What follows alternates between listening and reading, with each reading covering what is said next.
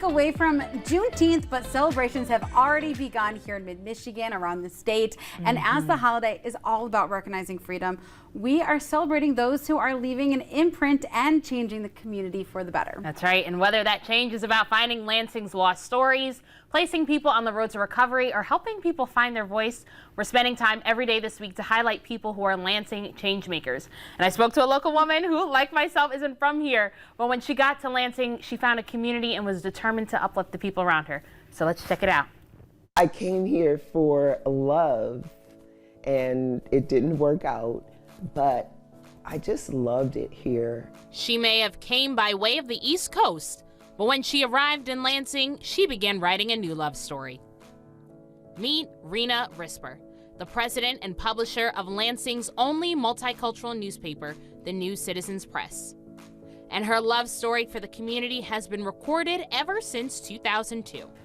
When I look back on all of the things that I've covered, all of the people that I've met, all of the families that have become my family, that's what makes me want to stay. From covering stories such as the death of Nach Bermudez and Jasmine Miles, Rina reveals their truths in the pages of the newspaper, but she also holds them close to her heart.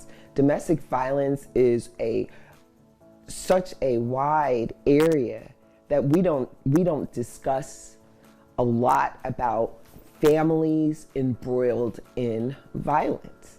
As a woman, I am a survivor, and I really do think that we need to look at it more from a broader perspective. Out of the newspaper came her nonprofit, the New Citizens Press Community Action Network.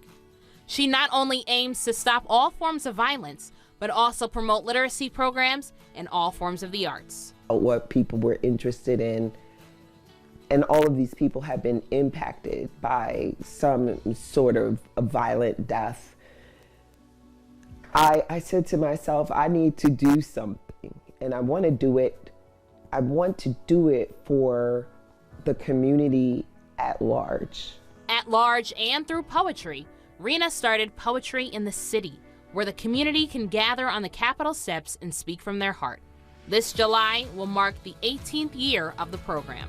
Just watching people create, and we have pencils and paper there so that people can write down their thoughts, because as soon as they see someone going up, even though they only come in to watch, now you want to do poetry. Now you want to get up there, and then it's just like a cycle. And from the Capitol steps to her front steps, Rina makes it her responsibility that we not only have the pen and paper to write out our stories, but the books to share them as well. That's why she created her book pantry outside her home. I like books, and I think that people should have access to them, free access to good books. And whether you're reading these books, writing poetry, or making change in the community, Rina knows there is always a story to be told. The ink never really dries. We just add more pages.